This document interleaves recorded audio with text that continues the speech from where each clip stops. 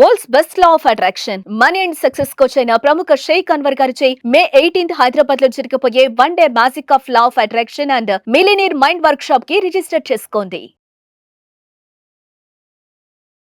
Welcome to Sumanti. నేను మీ సుమంటి వినాగ్.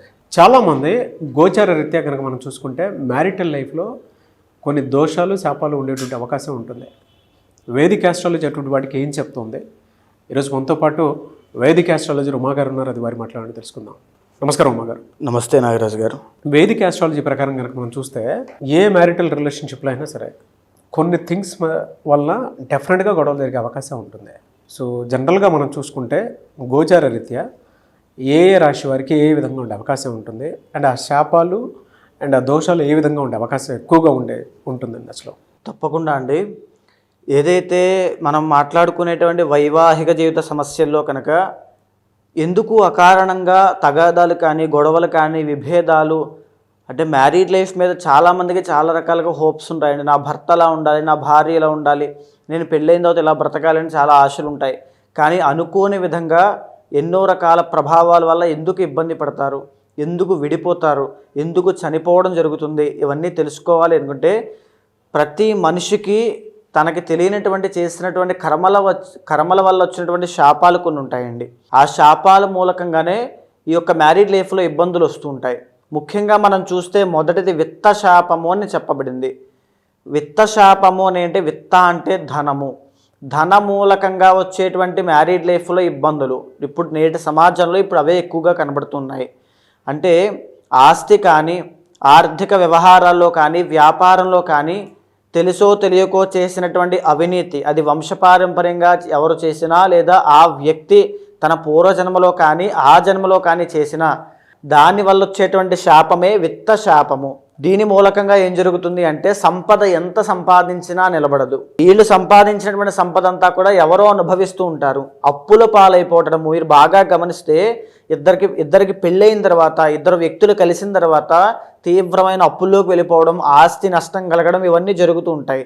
ఇది సడన్గా ఎందుకు జరిగింది, ఆ భార్యనో భర్తనో దూషించి నీ వల్లే ఇలా జరిగింది అని చెప్పి మనం వింటూ ఉంటాం ఇలాంటి మాటలన్నీ. దీనికి కారణము విత్త శాపం నాగరాజు గారు. ఈ విత్తశాపం ఉండడం మూలానే, అది కలగడం మూలానే వైవాహిక జీవితంలో ఇబ్బందులు వస్తాయి. సో దీని మూలకంగానే అప్పులు పాలైపోతుంటారు. తాకట్లు పెట్టేసి ఇళ్ళు అమ్మేసుకోవడము, ఆస్తి నష్టం అవ్వడము, వ్యాపార నష్టాలు రావడము, ఆరితేరినటువంటి బిజినెస్లో కూడా తీవ్రమైన ఇబ్బందులు పడడం లాంటివి దీని మూలకంగానే జరుగుతుంటాయి. దీని మూలకంగానే మ్యారీడ్ లైఫ్లో తీవ్రమైన ఇబ్బందులు వస్తూ ఉంటాయి. వినకూడనటువంటి మాటలు వింటారు, తద్వారా విభేదాలు, అనేక రకాల సమస్యలకి విత్త శాపం అనేటువంటిది కారణం అవుతుంది. ఇక రెండవది చూస్తే విషయ శాపము. శుక్రబలం తగ్గడం మూలాన వచ్చేటువంటి శాపముగా దీన్ని గుర్తించవచ్చు. అంటే వంశపారంపర్యంగా లేదా ఆ వ్యక్తి కానీ పూర్వజన్మలో కానీ ఆ జన్మలో కానీ తెలుసో తెలియకో పరస్త్రీ వ్యామోహంలో పడిన లేదా పరపురుషుని వ్యామోహంలో స్త్రీ పడిన భార్య, దానివల్ల వచ్చేటువంటి కర్మ ఊరికే వదిలిపెట్టదు. అదే విషయ శాపంగా మారి భార్యాభర్తల మధ్యలో అనుమానాలకి, ప్రేమానురాగాలు తగ్గడానికి దారితీస్తుంటుంది. ఈరోజు మీరు చూస్తే నాగరాజు గారు చాలామంది భర్త భార్యని కొట్టడము, అనుమానించడము, లేకపోతే బెదిరించడము, ఆ అనుమానం అనేటువంటి జబ్బుతో భార్య చాలా ఇబ్బంది పడుతూ ఉంటుంది. పడరాని మాటలన్నీ పడుతూ ఉండడము, అసలు ఏమీ లేని పరిస్థితిలో కూడా ఇలాంటి మాటలన్నీ విని చనిపోవడానికి ఆత్మహత్య చేసుకోవడానికి సిద్ధపడిన వాళ్ళు చాలామంది ఉన్నారు. చాలా నక్షత్రాల వాళ్ళండి. సో దీని అంతటికీ కారణము విషయ శాపం అనేటువంటిది ఉంటుంది. ఆ విషయ శాపము భార్య కానీ భర్త కానీ చేసుకున్నటువంటి కర్మ వల్ల, ఎవరైతే వేరే వాళ్ళ మీద వ్యామోహం పెరిగి చేసుకున్నటువంటి కర్మ వల్ల చాలా మంది అఫైర్స్ మీరు చూస్తే ఈ యొక్క శాపం పరస్త్రీ వ్యామోహము, ఈ శాపం మూలకంగానే ఇక్కడ సంపాదించిన డబ్బంతా తీసుకెళ్ళి అక్కడ పెట్టడము, వీళ్ళ యొక్క కుటుంబానికి సంతానానికి డబ్బులు లేకపోవడము, ఈ యొక్క శాపం మూలకంగానే వ్యసనాల బారిన పడడము, జూదం అనేటువంటిది అలవాటు అవ్వడము, డబ్బులన్నీ నాశనము, ఆస్తి నాశనం చేయడము, ఇవన్నీ కూడా కుటుంబం అంతా విచ్ఛిన్నం అవ్వడం అనేటువంటిది ఇక్కడి నుంచే ప్రారంభమవుతుంది.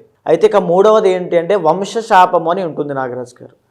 వంశపారంపర్యంగా ఎవరైనా సరే పవిత్ర జీవరాశులుగా పిలువబడేటువంటి సర్పాలను చంపినా, హింసించినా, లేదా అవి కలిసినప్పుడు వాటిని విడగొట్టే ప్రయత్నం చేసినా ఈ వంశశాపం అనేటువంటిది వస్తుంది. దీనిని మనం జాతకంలో పంచమ స్థానంలో కేతువు, పంచమంలో రాహువుగా, పంచమంలో శని భగవానుడుగా, పంచమంలో శని రాహుల కాంబినేషన్గా గుర్తిస్తూ ఉంటాం, లేదా కాల సర్పదోషంగా. దీని మూలకంగా ఏం జరుగుతుందంటే సంతానము కలగకపోవడము, మిస్క్యారీ అవ్వడము, పుట్టినటువంటి సంతానము బాల అరిష్టంతో జన్మించడము, మాటలు సరిగ్గా రాకపోవడము, ఇంకా చైతన్యం రాకపోవడము, అవిజ్ఞానం రాకపోవడము, విద్యలో అభివృద్ధి లేకపోవడము, చిన్న వయసు నుంచి ఆరోగ్య సమస్యలు, వ్యసనాలు, జోదరిలాగా అయిపోవడము, తల్లిదండ్రుల మాట వినకపోవడము, తద్వారా వచ్చేటువంటి మ్యారీడ్ లైఫ్లో ఇబ్బందులు, ఇవన్నీ కూడా ఈ వంశశాపం మూలకంగా వస్తుంటాయి. ఈ వంశశాపం అనేటువంటిది చాలా తీవ్రమైందండి. ఒక ఇంటి యొక్క శాంతిని మొత్తాన్ని భంగం చేసేస్తుంది. ప్రశాంతంగా ఎవరు ఉండలేరు. తరువాత 4వది కర్మవశము అని ఉంటుందండి. కర్మవశము అని అంటే ఉదాహరణకి భార్యాభర్తలు జాతకాలు చూసుకుని చేసుకున్నా, చూసుకోకుండా చేసుకున్నా, లవ్ మ్యారేజ్ చేసుకున్నా, ఇద్దరి యొక్క మనస్తత్వాలు కుదరకపోవడము, ఈగో ప్రాబ్లమ్స్కి వెళ్ళడము, నువ్వా నేనా అనేటువంటిది, ఇద్దరికి డబ్బులుంటాయి, ఇద్దరు కుటుంబాలు బాగుంటాయి, వీళ్ళకి ఒకరికొకరు నచ్చదు అంటే బిఫోర్ అండ్ ఆఫ్టర్లా ఉంటుంది. గొడవలు అవ్వడము, పెద్ద మనుషుల దగ్గరికి వెళ్ళడము, విడాకులు, లేదా పెళ్ళైనటువంటి వెరీ షార్ట్ పీరియడ్ ఆఫ్ టైంలోనే వైధవ్యం అనేటువంటిది కలగడము, అంటే భర్త చనిపోవడం లాంటివి జరుగుతూ ఉంటాయి. సో దీన్ని అష్టమ స్థానంలో ఉండేటువంటి కుజుడు కుజదోషంగా, కర్కోటక అనేటువంటి కాలసర్పదోషంగా గుర్తించవచ్చు. అష్టమ స్థానంలో రాహు, ఈ యొక్క కేతు ప్రభావం వల్ల. ఈ యొక్క కర్మవశం అనేటువంటిది ఎవరికైతే ఉంటుందో వాళ్ళు ప్రశాంతంగా ఉండలేరు. Within 1 year తిరగకుండానే విడిపోతుంటారు. ఇది కర్మవశం. పూర్వజన్మలో చేసుకున్నటువంటి కర్మ, తరతరాలుగా వచ్చినటువంటి కర్మ, ఎక్కువగా సంతానాన్ని పొందడము, ఇవన్నీ కూడా శాపాన్ని గుర్తించేటువంటి విధానంగా మనం చెప్పచ్చు. అయితే ఈ యొక్క కర్మశాపాన్ని ఇంకా మనం గుర్తించాలి అంటే భార్యాభర్తలు దూరం అవ్వడం అండి. ఐదర్ భార్యకి యాక్సిడెంటే దూరం అయినా, తీవ్రమైనటువంటి ఆరోగ్య సమస్య చిన్న వయసులో పెళ్ళైన తరువాత వచ్చి దూరమైనా, భర్తకి ఆరోగ్య సమస్య వచ్చి దూరమైనా, యాక్సిడెంట్స్ ప్రమాదంలో గురై దూరమైనా, ఎలాగైనా సరే వాళ్ళిద్దరూ కలిసి ఉండడం అనేటువంటిది జరగదు. డివోర్స్ అయినా అవుతారు, డివోర్స్ అయినా, విడిపోవడమైనా, పెద్ద మనుషులు, తగాదాలు, కేసులు, కోర్టు, ఈ యొక్క సెటిల్మెంట్లు, ఇవన్నీ కూడా కర్మవశంలోకి వస్తాయి. నాగరాజ్ గారు, అంటే దీని ప్రకారం చూసుకుంటే అంటే మకర రాశి వారికి కనుక మనం చూస్తే గోచార రీత్యా wife and husband relationship, marital రిలేషన్షిప్లో శాపాలు కానీ దోషాలు కానీ ఏ విధంగా ఉండే అవకాశం ఉంటుందంటారు ఈ 4గిట్లో? తప్పకుండా అండి. ఎవరైతే ఈ యొక్క మకర రాశి వాళ్ళు ఉన్నారో వీళ్ళకి ఒరిజినల్ 7th హౌస్ వచ్చేసి చంద్రుడు సూచన చేస్తూ ఉంటారు, కర్కాటకం అనేటువంటిది. సో మేజర్గానే వీళ్ళకి ఏంటి అంటే పెళ్ళి అవుతుంది, పెళ్ళయిన తర్వాత ఒక సాటిస్ఫాక్షన్ అనేటువంటిది లేకపోవడము, పుట్టింట్లో ఉంటేనే బాగుంది, నా అత్తగారి ఇంట్లో నాకు ఒక రకమైన సంతృప్తి కానీ ఆనందము కానీ ఏదీ లేదు అనే విషయాన్ని కూడా బయటికి చెప్పలేనంతలాగా క్షోభ అనేటువంటిది చాలా ఎక్కువ ఉంటుంది. మానసికంగా చాలా కృంగిపోతుంటారు. వాళ్ళని అర్థం చేసుకోవడానికి మనుషులు కూడా ఉండరు.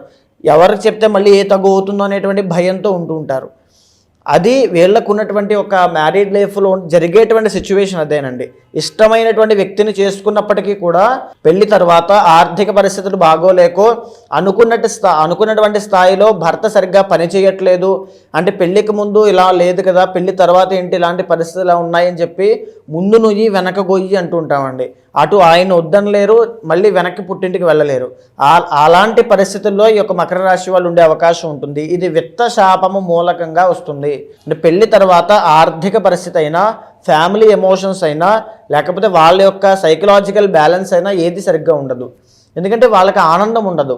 ఇది ఒక నిమిషం బాగుంది, ఒక 2 రోజులు బాగున్నారు అనుకుంటే మళ్ళీ 4 రోజులు కొట్లాటలు, గొడవలు, మనశ్శాంతి లేకపోవడం ఇవే జరుగుతూ ఉంటాయి. ఆర్థిక పరిస్థితి అండి మేజర్గా.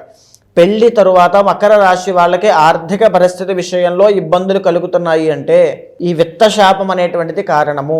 ఒకవేళ మకర రాశి శనికి సంబంధించినటువంటి రాశి, 2nd లార్డ్ కూడా శని అవుతారండి. దీని మూలకంగా డైవర్స్ కేసులు అనేటువంటి ఎక్కువ ఉంటాయి. దేనివల్ల కలుగుతుంది అంటే కర్మవశం అనేటువంటి దానివల్ల కలుగుతుంది. ఒకవేళ మకర రాశిలో జన్మించి ఇద్దరు భార్య అయినా భర్త అయినా సరే డైవర్స్ కానీ గొడవలు అవ్వడం కానీ జరుగుతుంది. పరపురుష వ్యామోహము, పరస్త్రీ వ్యామోహము ద్వారా ఈ డైవర్స్ అనేటువంటిది అవుతుంది.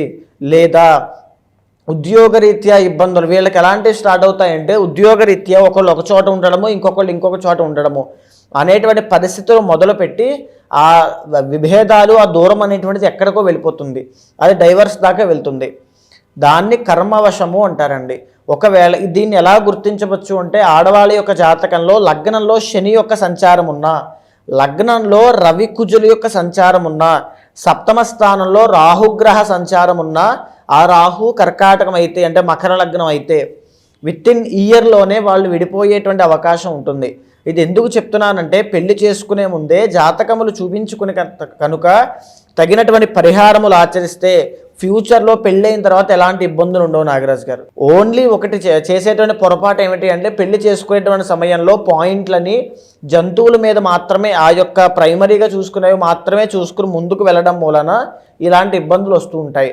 ఇలాంటి శాపములు గుర్తించలేక ముందుకు వెళ్ళి ఇబ్బంది పడుతూ ఉంటారు. బాగా గమనిస్తే కొంతమంది ఇంట్లోకి వచ్చిన వేళ మహాలక్ష్మి కలిసి వచ్చింది అంటారు, కొంతమంది ఇంట్లోకి వచ్చిన వేళ అన్నీ పోయాయండి దరిద్రం పట్టిందండి అంటారు. ఆ మాట ఎవరికి చెందుతుంది? ఆ అమ్మాయికే చెందుతుంది. ఆ అమ్మాయి చేసిన తప్పు ఏమిటి? ఏమీ లేదు. కారణం ఏమిటి అంటే తెలుసో తెలియకో పూర్వ జన్మల ద్వారా వచ్చినటువంటి విత్త శాపము. ఆ విత్త శాపం ఉన్నటువంటి వాళ్ళు వస్తే కనుక ఇబ్బంది కలుగుతుంది. అది వాళ్ళ చేసిన తప్పు కాదు. అది ముందుగానే చూసుకుని కనుక తగినటువంటి పరిహారములు ఆచరిస్తే పట్టిందల్లా బంగారం అవుతుంది. అంతటి అద్భుతమైన యోగం పడుతుంది. ఎవరికి ఇలాంటి మాటలు పడాల్సినటువంటి అవసరం ఉండదు. ఇది పెళ్లికి ముందు చేసుకోవాల్సినటువంటి పరిస్థితులు. కానీ ఒకవేళ తెలుసో తెలియకో పెళ్లి తరువాత చూసుకున్నట్లయితే దానికి చేయాల్సిన ప్రక్రియలు కూడా ఎక్కువగా ఉంటాయి. అవి కనుక చేసినట్లయితే ఆ మంత్ర జపము, ఆ కులదేవత ఆరాధన, ఇష్టదైవ ఆరాధన, కొంతమందికి చిన్న చిన్న మంత్ర జపాలతోనే దోషాలు తొలగిపోతాయి. కొంతమందికి దివ్య క్షేత్ర దర్శనాలతో దోషాలు తొలగిపోతాయి. కొంతమందికి దాన ధర్మాలు చేయడం వల్ల దోషాలు తొలగిపోతాయి. కొంతమందికి పూజల వల్ల తొలగిపోతాయి. కొంతమందికి యాగముల వల్ల తొలగిపోతాయి. ఇలా ఎవరి యొక్క దోషములు వాళ్ళని తొలగించుకోవడం మూలాన ఇమీడియట్గానే వాళ్ళు ఏదైతే సమస్య ఉన్నారో దాని నుంచి బయటకు వస్తారండి. కర్మవశమైనా, విత్త శాపమైనా, ఈవెన్ విషయ శాపమైనా సరే, ఏదైనా సరే. వీళ్ళకి రెమెడీ ఏ విధంగా ఉంటుందండి? రెమెడీ అని వచ్చేసి ఫర్ సపోజ్ మేజర్గా వీళ్ళు కనుక ఇబ్బంది పడుతున్నారు అనుకోండి, మకర రాశి వాళ్ళు, మీరు మగవాళ్ళైనా స్త్రీలైనా మ్యారీడ్ లైఫ్లో ఇబ్బందులు వస్తున్నాయి తొలగిపోవాలి అనుకుంటే మేజర్గా శివుడి యొక్క ఆరాధన ఎక్కువగా చేయండి.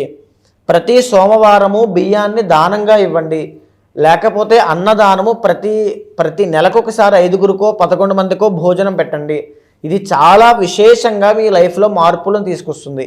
ఖచ్చితంగా మిస్అండర్స్టాండింగ్స్ అయినా, యాంగర్ ఇష్యూస్ అయినా, ఏవైనా సరే ఈ యొక్క దానంతోనే తొలగిపోతాయి. ఇంకా పైన ఏమి పరిష్కారం, పర్మనెంట్ సొల్యూషన్ ఏం కావాలన్నా పర్సనల్ చార్ట్ అనేటువంటిది ఖచ్చితంగా చూడాలి. అయితే గోచార రీత్యా చూసుకుంటే ఈ విధంగా ఉంది అని చెప్పేసి చెప్పారు కదా మీరు. పర్సనల్ చార్ట్ ప్రకారము వారి వ్యక్తిగత జీవితం ప్రకారం అంటే ఆ జాతకంలో ఏముందో తెలుసుకోవాలి అనుకున్నట్టు చాలామంది ఉంటారు. ఈ దోషంలో ఉన్నారా లేదా అనేటువంటి దానికి మిమ్మల్ని అప్రోచ్ అవ్వాలి అంటే ప్రాసెస్ ఏంటండి? తప్పకుండా అండి. ఇప్పుడు మనం మాట్లాడుకునేటువంటి అంశం అంతా కూడా ఈ యొక్క జ్యోతిష శాస్త్ర పరంగా ఏదైతే శాపాలు చెప్పబడ్డాయో అది రాశిరీత్యా ఒక డిఫాల్ట్ బ్లూ ప్రింట్లా మనం మాట్లాడుకున్నాము. కానీ ఏదైతే మీ పర్సనల్ చార్ట్ ఉంటుందో యూనిక్గా మీకు మాత్రమే time of birth, place of birth, ఈ యొక్క డేట్ ఆఫ్ బర్త్ బట్టి ఉంచబడుతుందో దానిని చూసిన తర్వాత ఏదైతే శాపము మూలకంగా, ఏదైతే దోషం మూలకంగా మీకు సమస్యలు వస్తున్నాయో చూసి దానికి తగినటువంటి శాంతి పరిహారములు ఆచరింప చేసినట్లయితే తక్షణమే శీఘ్రముగా ఇమీడియట్ రిజల్ట్స్ అనేవి మీకు ఉంటాయి. అలాంటి వాళ్ళు ఎవరైనా ఉంటే ఖచ్చితంగా కింద కనిపించేటువంటి నెంబర్కి కాల్ చేస్తే తప్పకుండా మీ యొక్క పర్సనల్ చార్ట్ చూసిన తర్వాత మీకు మంచి సజెషన్స్ ఇస్తాను. Anyway sir, thank you so much Uma గారు. చూసారు కదండి వీడియో. ఈ వీడియోపై మీ అభిప్రాయాన్ని కమెంట్ బాక్స్లో పోస్ట్ చేయండి. ముఖ్యంగా మీరు కనుక మీ వ్యక్తిగత జాతకం ప్రకారం ఏ విధంగా ఉంది ఏంటని జాగ్రత్తలు పడి ఈవెన్ వైఫ్ అండ్ హస్బెండ్ రిలేషన్షిప్లో ఉన్నా లేదు అని అంటే జనరల్గా కెరీర్ పాయింట్లో చూసినప్పుడు మీ వ్యక్తిగత జాతకం ప్రకారం ఏ విధంగా ఉండే అవకాశం ఉంటుందని మీరు తెలుసుకోవాలనుకున్నా కూడా స్క్రీన్ మీద ఉమా గారి కాంటాక్ట్ నెంబర్ కనిపిస్తుంది. దాన్ని మీరు కాల్ ఆర్ మెసేజ్ వాట్సాప్ చేసి మీరు డెఫినెట్గా అపాయింట్మెంట్ బుక్ చేసుకోవచ్చు. అండ్ ఈ వీడియో లైక్ చేయండి, షేర్ మాత్రం తప్పకుండా చేయండి. ఇలాంటి మరిన్ని వీడియోస్ కోసం మా ఛానల్ ఫాలో అవ్వండి. Thank you.